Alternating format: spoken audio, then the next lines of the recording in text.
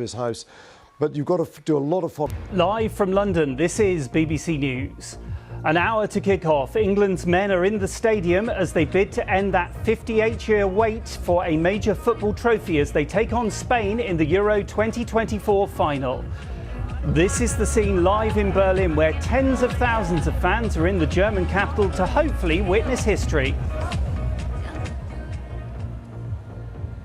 And I'm Ollie Foster in Berlin. The team news is in ahead of this Euro final. England making one change to face the Spanish. Now, people haven't travelled nearly as far to get to South London, but they're going to have a good time nonetheless in one of the biggest nights for English football in years. And in Spain, in the hometown of a football sensation, Lamine Yamal, thousands are gathering to watch the final. Here, they are confident they can beat England and win the tournament. I'm at Exeter's St James Park, where England's striker started his career, and fans here have been trickling in, hoping to watch him bring it home.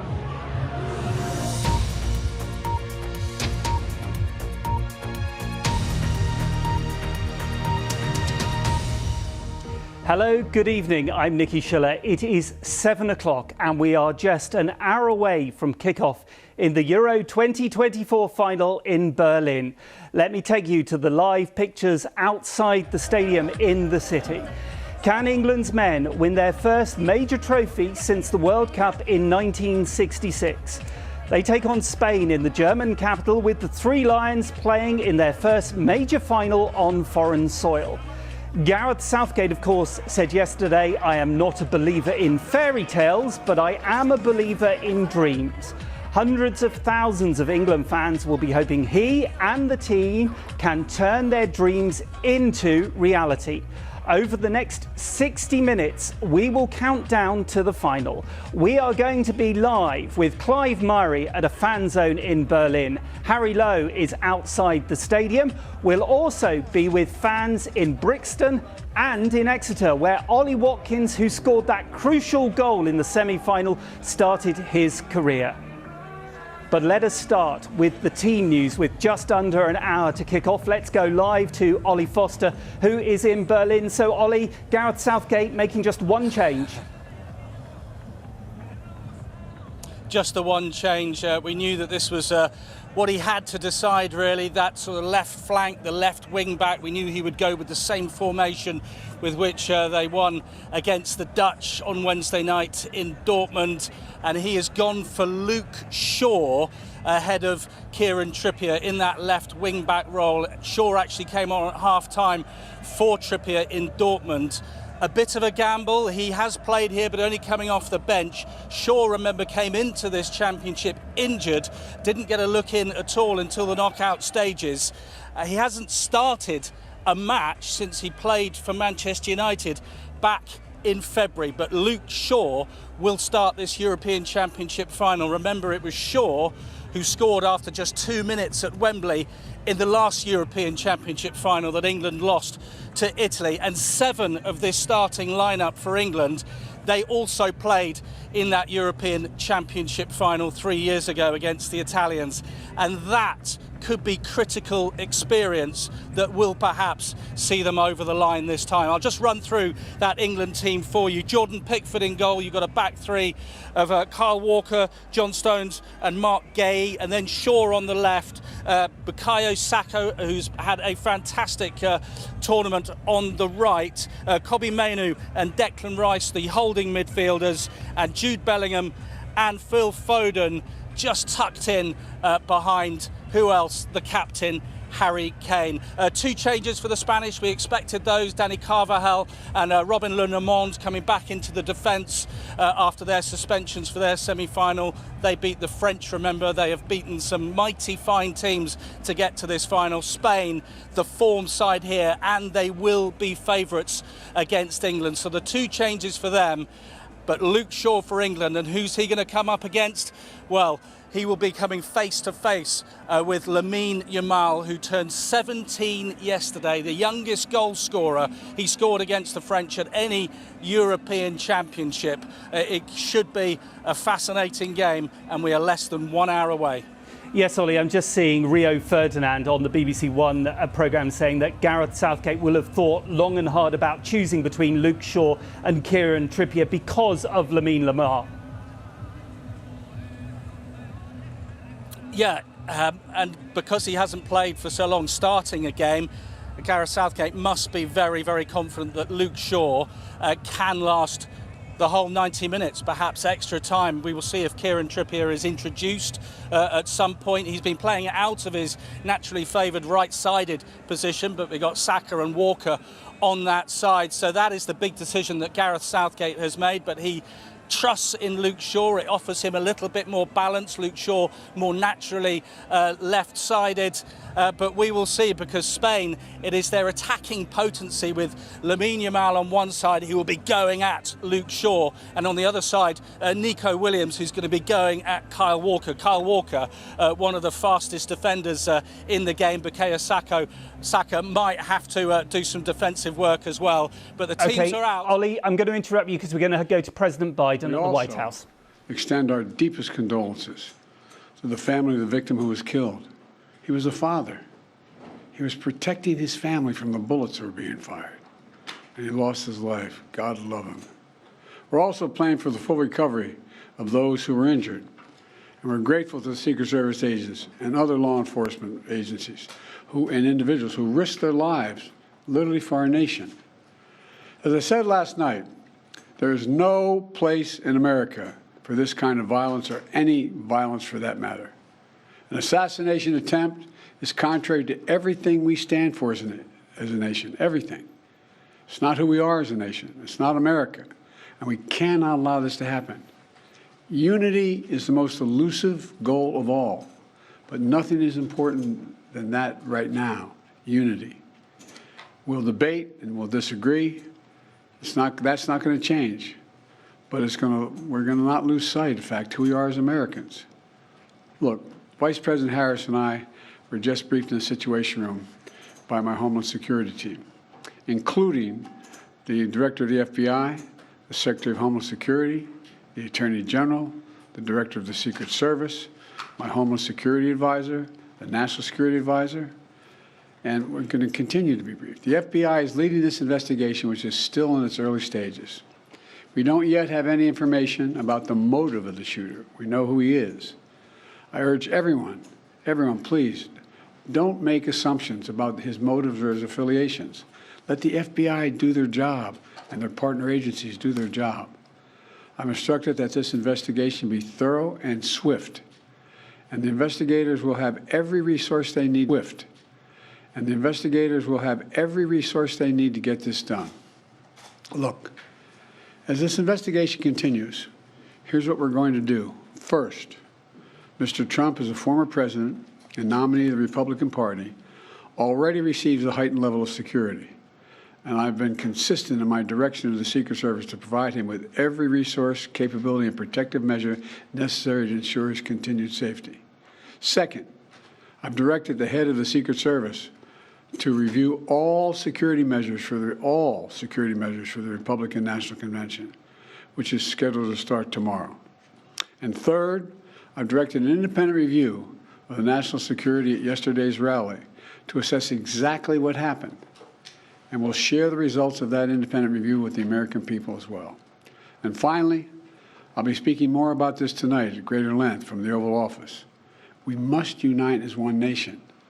We must unite as one nation to demonstrate who we are. And so may God bless you all, and may God protect our troops. Thank you very much. Mr. President, when you spoke to President Trump yesterday... So that's a statement from President Biden at the White House, of course, after that attempted assassination attempt on former President Donald Trump yesterday.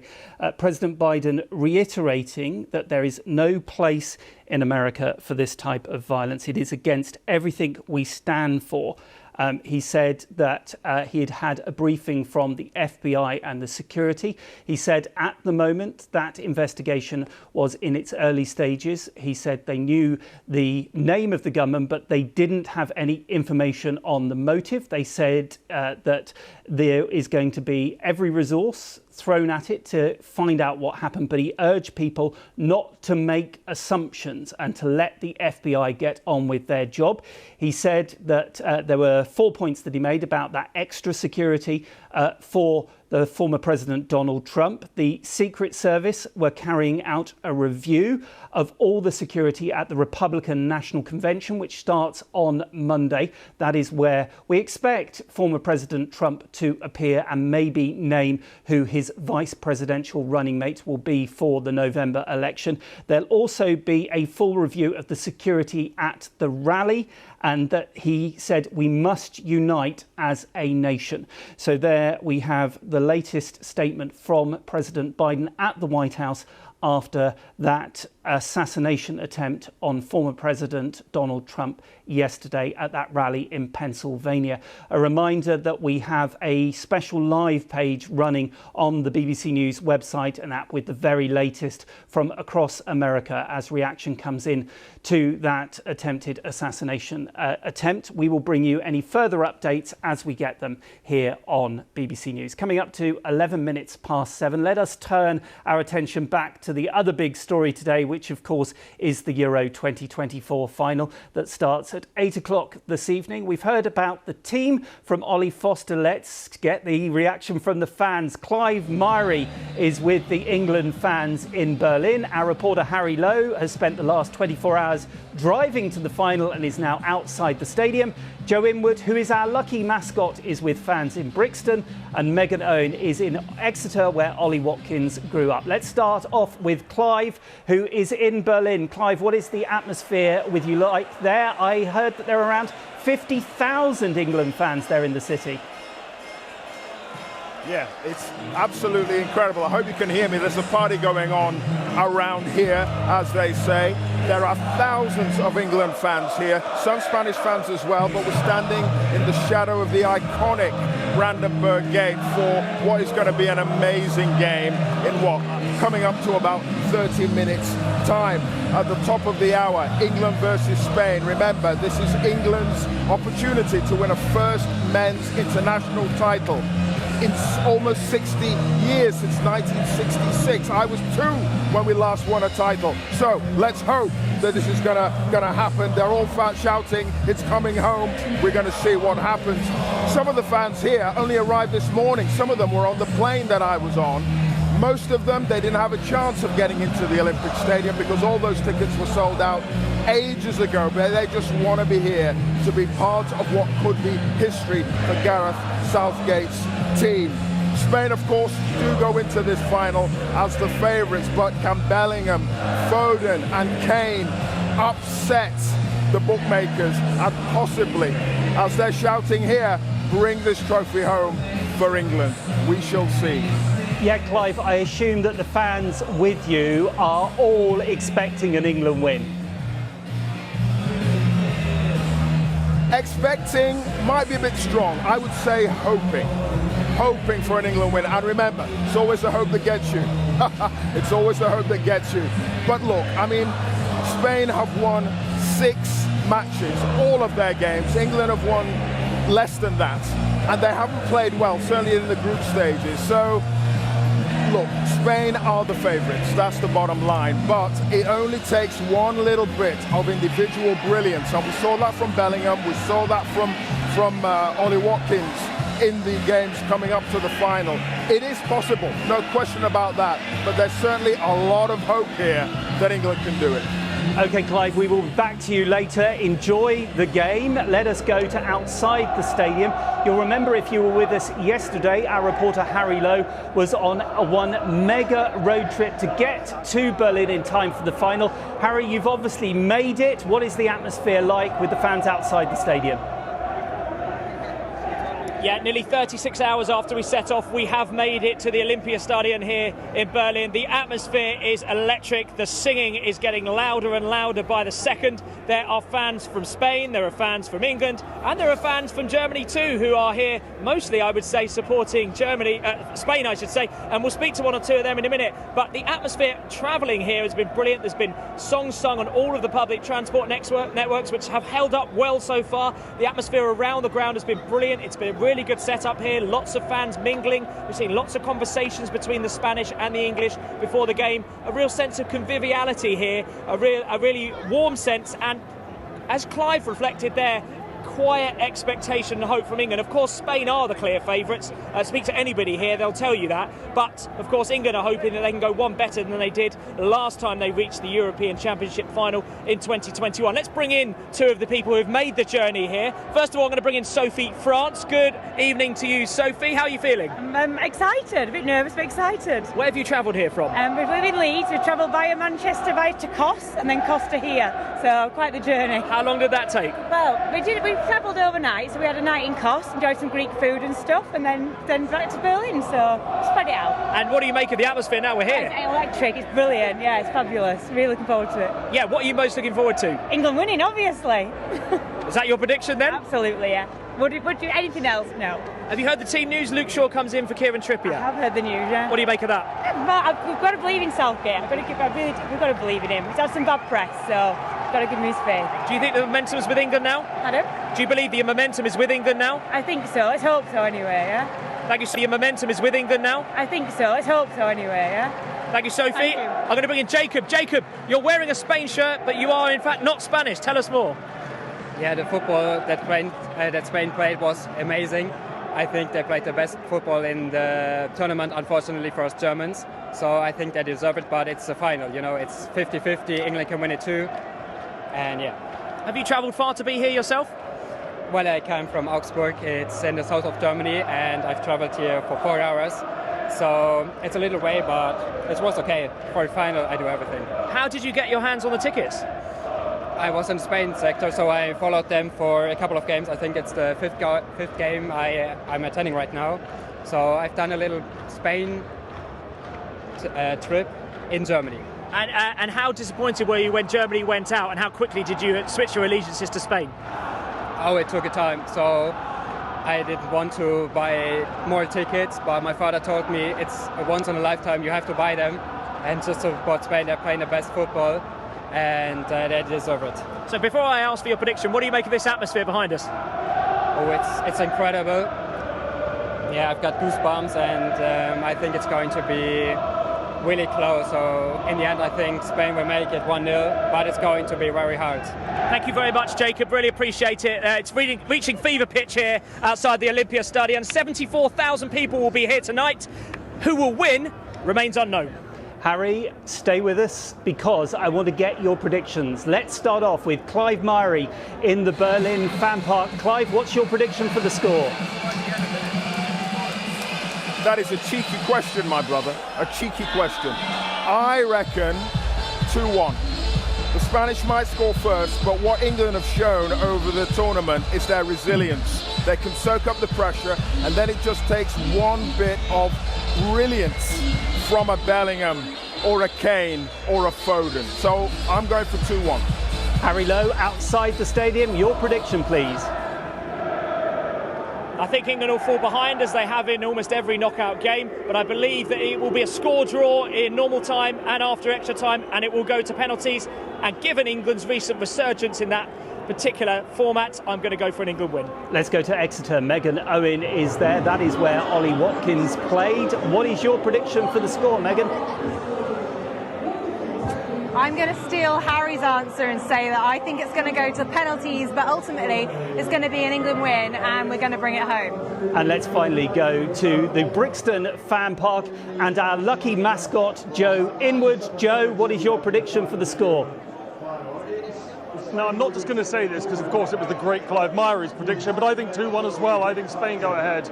I think England pull one back towards the end of the first half, and then it's another wonder goal in the dying minutes of the second half. Thank you. Let's stay with you, Joe. What is the atmosphere like there amongst the fans? As I said, you are our lucky mascot because you always do the England fans, and so far you've been successful. Is it going to work for us this time?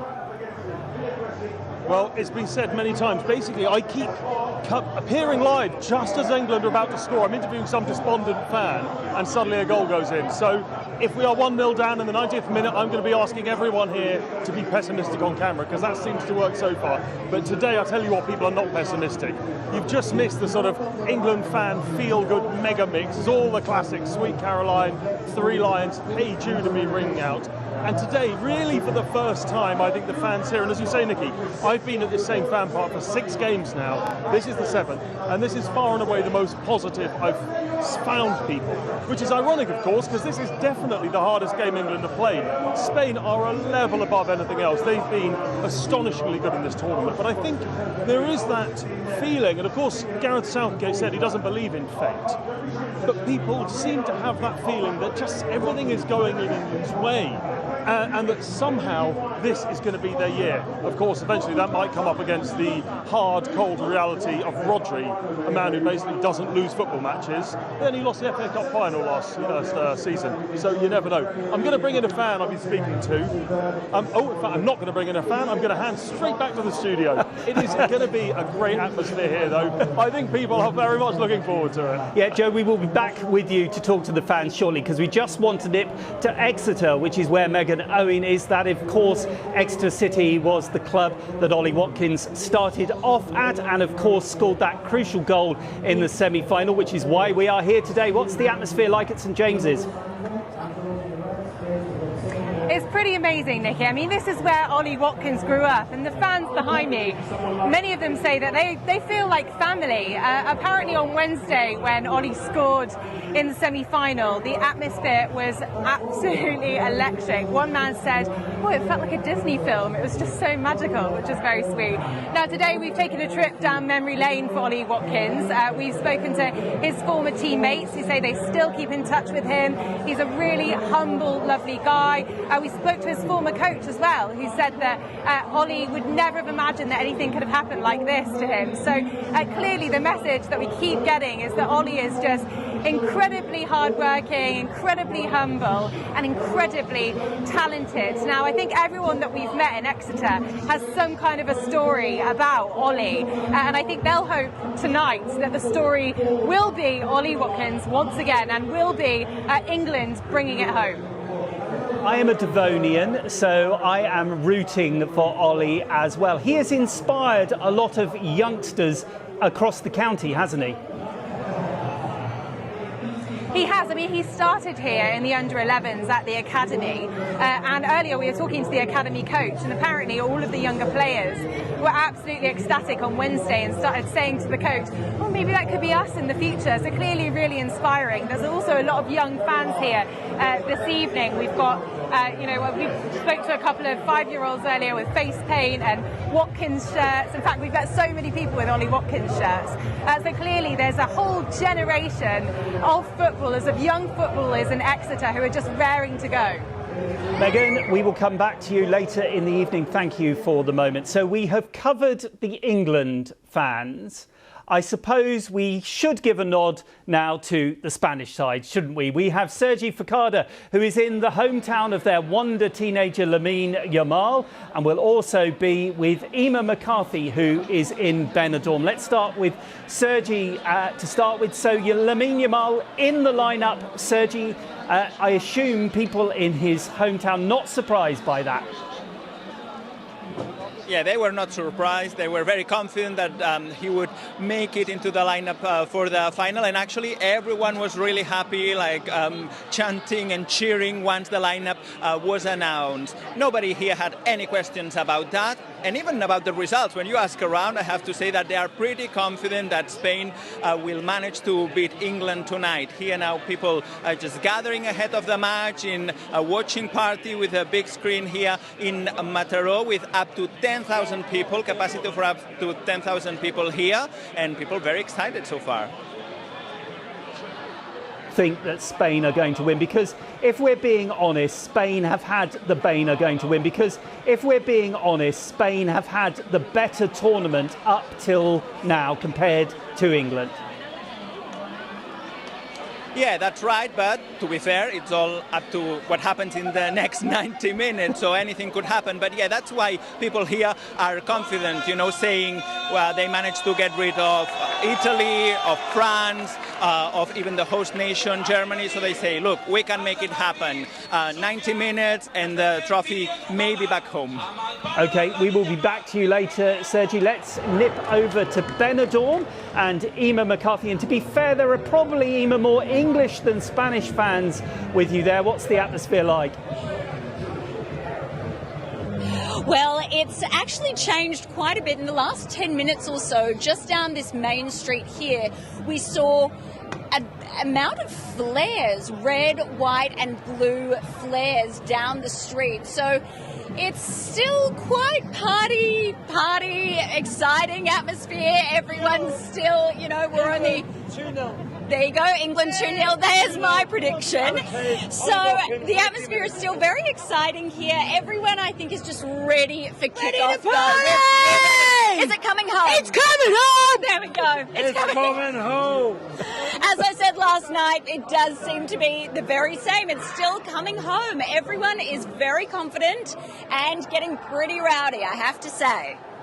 Emma, it looks like there have been a few drinks had already there in Benidorm. There may be a few more, I would have thought, later. Thank you very much. Also, thanks to Sergi in the hometown of Lamine Yamal. Let us come back to the England supporters and let's head off to Newcastle. Alison Freeman is in a fan park in Newcastle. What's the atmosphere like there with, what, 34 minutes to kick off, Alison?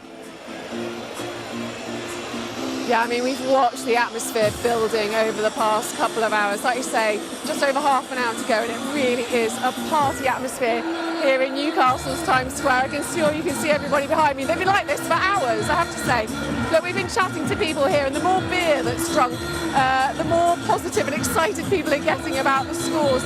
When we were chatting to them a few hours ago, they were saying it could be a 2-1 win for England, a 3-1 win for England. It's going up all the time. I've heard 5 or 6-1 in the past few minutes.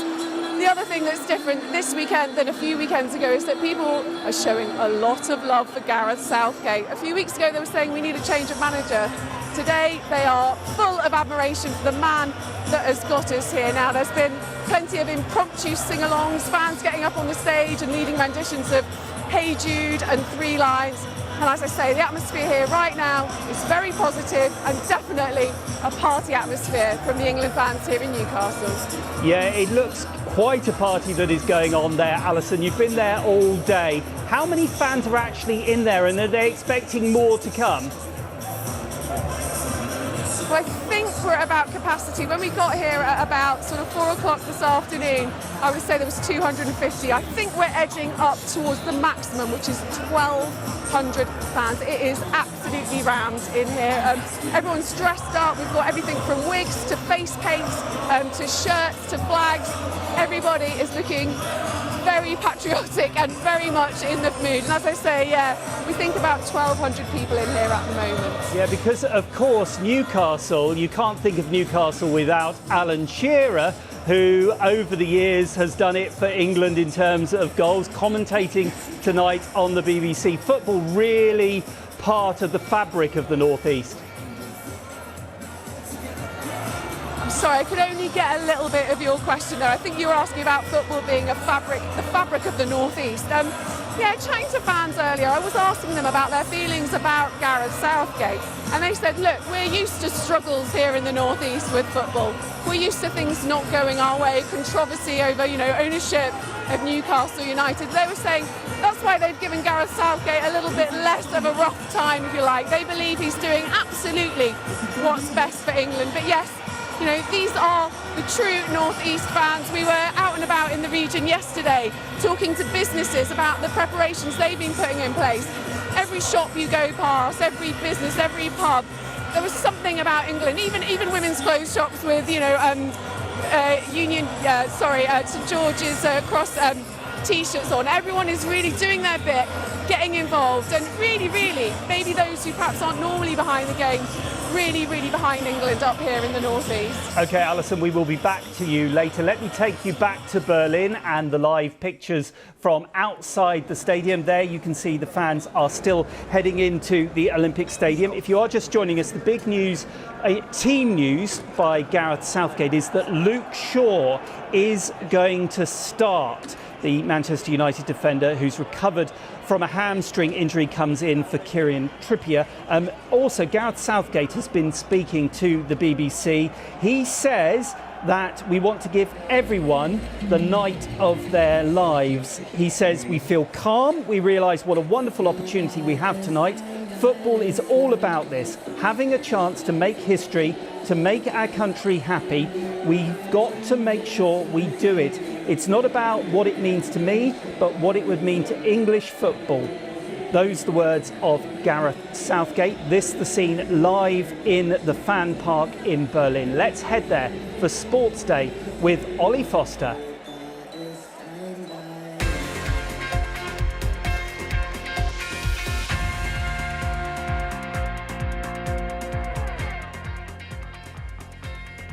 Good evening, I'm Ollie Foster. This is Sports Day. We are live in Berlin with the start of the European Championship final just half an hour away. England's path to get here, it has been far from straightforward. They seem to have lost their way at times, but they can now see the prize.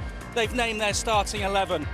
And with planes, trains and camper vans, tens of thousands of England fans, they've made it to the German capital. But how to stop La Roja, red-hot Spain? They've won every one of their games in Germany so far. They will be the favourites. And also coming up for you here on Sports Day, is it going to be a Spanish double? Because Carlos Alcaraz at the All England club is once again Wimbledon champion.